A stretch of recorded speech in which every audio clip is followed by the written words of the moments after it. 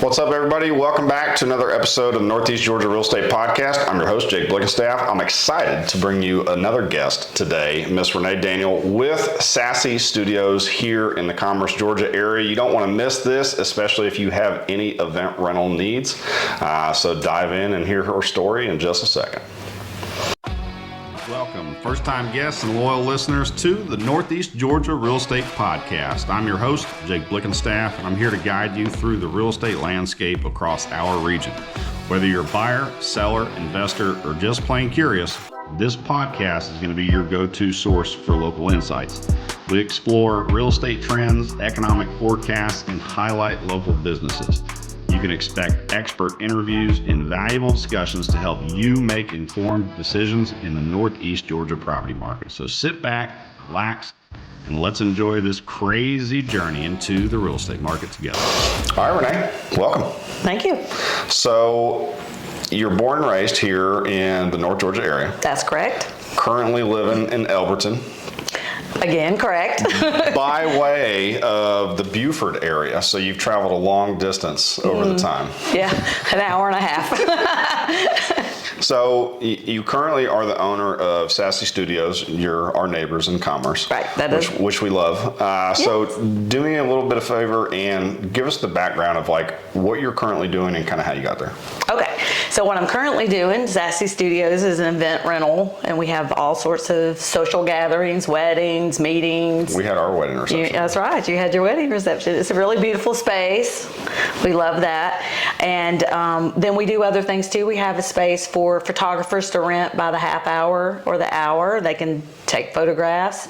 We have like I said, meetings can be done there. I mean, pretty much if you need a space for something, you can have it there. Yeah, it's good stuff. We did, so our wedding reception there at the beginning of the year. And then previously, before the new Civic Center in Commerce opened up, we were doing the North Georgia networking event over there. Yes, the meeting there. Yeah. So that's pretty exciting. And we've got that back to school event coming up in July. What's that about? Well, that's going to be a non-profit thing, of course. We're collecting backpacks and supplies for school for the kids. We're trying to reach 500 students. And so it's going to be the Commerce area schools and surrounding schools will be invited to come. Okay. It'll be on July the 19th. And then businesses can donate. We're going to advertise them. There's going to be space for vendors that sell some items also. And then vendor space for people who are nonprofits that are for kids. And if anybody sees or hears this, how do they get involved if they want to participate? They can look us up on Facebook on Sassy Studios. They can look up our website, 𝐿𝑆assystudiosGA.com, and just reach out to one of us and we can get them on the list. I know there's one place that's going to put out a box and have a list of items. Miles at the CrossFit place, he's going to do that for us, and people can drop off stuff there. Okay, but also if people want to just donate money, then we can go purchase it, what we need, you know, the spots that are left kind of thing. So we'll make sure everybody gets something that they need. Is there a certain dollar amount or number of sponsorships that you guys are trying to raise? Just basically come one, just all? enough to get all 500 students. And there's things like people don't think of, gas cards for the high school students. Oh, yeah. So they can be sure to get to school. But we're also going to have set up photography. Photographer's going to be there to take pictures of the students if the parents want that, and someone to do their hair. They're going to do haircuts. So, very cool. Yeah. So how did you get the inspiration, or what led you to opening up Sassy Studios? Well, let's see. I had come into a little bit of inheritance, and I wanted to invest in something, and I loved renovating. I renovated an older home and then flipped it, and then I bought the building where Sassy Studios is, and that was at the time the Commerce Printing Building. Okay. And so they stayed there for a while, and we were doing some renovations, and we had other plans. We kind of kicked around different ideas over the years. I ended up getting married, so things got put on the back burner for a little bit, and then, life happens, and then we said, okay, we got to get back on this and get this thing going again. And the idea was to do completely a photography space for photographers to come in and take photographs, and that was the idea to begin with. But then Natalie with the Civic Center, which just reopened, said we're really needing venue space right now. And so we opened up as a venue, and it's been great. But we also do the photography, so it worked out good. Well, do both. I love everything that you're saying, because that falls immediately in my wheelhouse on the real estate side of everything that we do. And with us being the adjacent property owner, that was our desire to kind of take the downtown, or really any downtown area, something that maybe doesn't have as much life into it as it could. Yes. And revitalize it and kind of bring that up, right. Bring some new life into the area with some new tenants, yeah, it's some great. new businesses. Yeah, it's really great, the amount of people that come in and see it, and it's really a beautiful space, and we're so glad that people are enjoying it. No, it's fantastic. We love being over there, and you guys have done a fantastic job on the inside. Oh, thank you. We really like it. So prior to getting the inheritance and taking the plunge of, wanting to potentially flip an investment property, which is a big step. It is. What led you to get to that point prior to, tell me about the previous portion of your life. Well, I was a bookkeeper, so I know numbers. I still do some bookkeeping for a few people. So I knew numbers, I knew things to look for, what's a good investment. I have some friends that are in real estate. Yes, now a new friend, but I had other friends then. I hadn't met you yet. So I kind of knew some things, but I lived in an older home myself, and I was doing things myself, and I wasn't married at that time. So I learned a lot about the hard way of doing things. Oh, yeah. But I did it, and it was fun, and I liked it. And I said, you know what? I like making these older things look new and bringing them back to life. So that's where that went. But no, that's good stuff. But prior than that, I worked in the medical field. So, I don't know how that fit into the picture, but nice little pivot. Yeah, it was a pivot. You guys liking where you're at with kind of everything that you have going on with business and everything else? Yeah, loving it. It's doing really well. We're very proud of the fact that from day one, it has been able to pay its bills. We have not had to. That's very unusual for a first year business. Oh, absolutely. To be able to pay their bills. We pay our bills from the very start. So we were really pleased with that. Awesome. I think that would probably tie into one of the successes that you guys have. That's right. That's our success. We love that. So speaking of that, what are some challenges that you've had to endure through that process? Oh, it's a learning curve if you have never run a venue, let me tell you. Okay, so the very first time we have a bigger event, that they had live flames. Well, we didn't know you shouldn't allow live flames at a... That's why that's in your disclosure. Yes, that's right. That's why they got added in after that event, because they set the table on fire and ruined 3 tablecloths. So we decided that, we looked into it, and no venue allows live flames anymore. I mean, the candles are so great now that are fake that you can't tell. So we added that in. And then those little Orby, I don't know if you know what those are. They fill up, they swell up with water. Oh, yeah. Like a jelly kind of thing. But if you put them in your sink, it's a catastrophe. Oh, I bet. So we didn't know that, and they dumped them in our sink. And so thank goodness my husband does plumbing, because he had to come and take the sink apart. So we don't allow those anymore because of that. They have to be disposed of in a certain way. So that was another one of those things. And then, like bartenders, we have our bartenders now. We learned the hard way. You need to really know who those are. Yep. Laura that works for me, my staff, she had to take some people home because the bartender didn't do their job. So that got changed. So as you go along, you learn things. Yeah, so, and the biggest challenge is, as you're going through that learning process, you hope that it's not something that's going to sink your business at the same time. Well, exactly. Yeah. But I did a lot of research, though. So I had a pretty decent contract to start with don't do this and you need this. But there were a few things that we didn't know, and so we've been really lucky and nothing really bad's happened. I mean, somebody broke the sink off the wall. I don't know how. I don't even want to know how that happened, but anyway. That's why there's a deposit. That's why there's a deposit.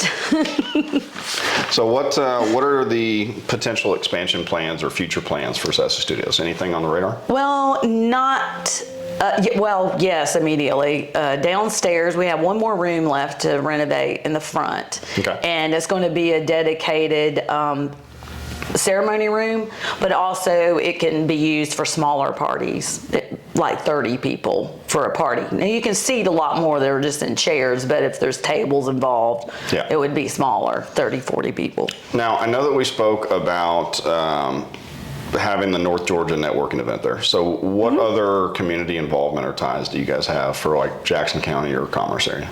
Well, Georgia Power had one of their big meetings there where the public could come in and see the things that they had planned for Jackson County. We had that going on. We do allow sometimes nonprofits to come in. It just kind of depends. You can't give away all your time, but we do try to be as helpful as possible. We're doing a benefit May 30th for Robin and Paula Dreyer. Their house burnt down, and they own, you may not know this, they own the antique store that's like Caddy Corner across the street from us. Oh, okay. Back in the days. And so we're doing a benefit on the 30th for them. Well, that's awesome. Yeah. So what would you say separates your business from, say, other event venues that are in and around the area? We're a little more hands-on. People give the keys at a lot of places, and there's nothing wrong with that. And then they walk away, and they're there if you need them to call. We have a staff member on site the entire time, so that if people need things, and they're really willing to help. They're great. My staff is awesome. Yeah, I would say that. Yeah. And so if anybody needs anything at all while they're there, they're willing to step up. They'll help you bring in stuff, move a table, whatever needs to be done. They're really good. Now, would you say that your business is more seasonal? So like if anybody is watching this and like, hey, I have the desire to open an event studio. Now, you don't need to open one in Commerce, that's already covered. But if that's somebody, true. That is true.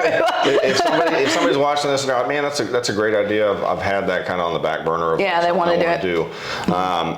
What are some things that you would kind of give them as far as advice, like additional challenges, like is your business seasonal, or what would you say that you've maybe done that has helped with like getting exposure and doing some marketing, things like that? Well, I have to say we did a few things right, perhaps by happenstance, not by, because we meant to do it. But I already had a Facebook page up and some other social media up, and I had already been posting like the journey of the renovation and just talking about things as we went along, even though we didn't know exactly what it was going to be. It was okay. We just kept going that way. Now for a venue, if they want to do a venue, I would say first of all, research your area. How many venues are in that area? What is the population and how many can it handle? Yeah. Things get oversaturated, then any business saturation isn't necessarily a good thing. It just depends. That would be the first thing I did. And then I would look at, what is my potential, what am I going to have to make when I open the doors? We're lucky, our overhead's very low. Yeah. So what's the potential profit, and how quickly can you make a profit to be able to pay yourself or to expand or whatever you're going to do with it. So like I said, numbers lady, I like to look at numbers. So numbers are my friend. That's good. So those two things first, and can you staff it? That's a big issue for people who are already in existing businesses. Can you staff it with people that you can trust? Yeah, because otherwise, if you can't staff it, you're going to be the one. You're the one working it, and you got to. And people who think that owning a venue is I don't have to be there. It's just no, it is. It's a job just like any other job. You got to do your social media. You got to return phone calls. You're on whether it's I'm eating dinner or on the weekend, or I relate to that. Yeah, I'm sure you do. You're answering the phone. It doesn't matter when it is. That you got to be prepared for that kind of stuff, or pay someone to do it. Mm-hmm. Have somebody on staff that does it for you. So that's something to think about too. How much do you want to work? I enjoy working. I have two jobs. I do my bookkeeping and I do, Sassy, and then I help my husband with his plumbing business. So really, I have 3 jobs. So you got plenty of full time. I got plenty. Yeah, lots of free time to mess with my horses and my chickens. So outside of just the event rental business or event space business, if you were going to give advice maybe to the younger version of you or somebody else that's an aspiring entrepreneur, is there any like mantras that stick in your head all the time that have like gotten you through tough times, or what golden nugget would you maybe pass on to somebody else? I got some very good advice from a gentleman I knew for a long time. When I was doing martial arts, he and I, that's how I met him. And then when I worked for the school, so when I was getting out of that, he offered me a job as his office manager. I learned so much from him. But what I learned was, if this doesn't work, try something else. If that doesn't work, try this. He maneuvered around and he ended up a very, very successful man and sold his business for a nice, tidy profit at the end. But there were years it was kind of lean, but he never gave up. He kept trying different things. What do people really want? I think that's the main question to ask. What do people really want? Just don't give up and find out what people want. Right. No, I love that. I mean, I always relate that to Thomas Edison, where he found 10,000 different ways that the incandescent light bulb didn't work. And so if you think about like your day-to-day or the business that you're currently in the weeds and you're struggling with, like the thing that you're doing, have you tried 10,000 different ways after that first failure happened? Or did you get to time 2 or 3 and you're like, man, this is tough, I don't want to do this anymore? Right. And so as long as you have that relentless attitude of like, I'm going to figure this out regardless, then I think most people wind up being able to persevere through that. Right. I would agree with that. And every time something happens, we learn. Like we add to our contract, we learn things. Okay, well that didn't work out so well. What are we going to do next time? I always say to my girls, okay, what did we learn? What did we learn from this party? You know, we've done that several times. Like we did a big party where we had to decorate everything. Well, they started a little later than they should have, and I was like, all right, ladies, what did we learn? We need to have a gap in between in case something goes wrong. Some buffer time. Yeah. Yep. So they learned that. They got it done before the party, but it was stressful. So I'm like, let's not be stressed. Let's get it done ahead. So those little learning curves, it's okay. It's okay to fail. I mean, heck, the most successful people in the world failed. Multiple times. Yes. Yeah. That's the only way you're learning anything. As long as you don't quit at the failure point. Exactly. You just got to take whatever information you got and then reapply it and then keep going. Exactly. Well, good stuff. So as we wrap up, anybody that sees this podcast or hears it and they reach out to you and they're like, hey, I want to schedule an event there, I want to come check it out, and they mention that they heard it on the podcast, is there any kind of special gift or discount that you might be able to provide to them? Let's see. Let's give them an extra hour rental, which is a $75 value. Oh, that's fantastic. Yeah. Well, there you go. So if you guys are in the need currently to have some event rental space or for photography rental, definitely reach out to Renee at Sassy Studios. You can find her on all social medias and also sassystudiosga.com. That's correct. So reach out, check out their prices. But other than that, I've appreciated your time today. No, thank you. And we'll see you guys on the next episode of the Northeast Georgia Real Estate Podcast. Thank you for tuning in to another episode of Northeast Georgia Real Estate Podcast. Now, I need your help, guys.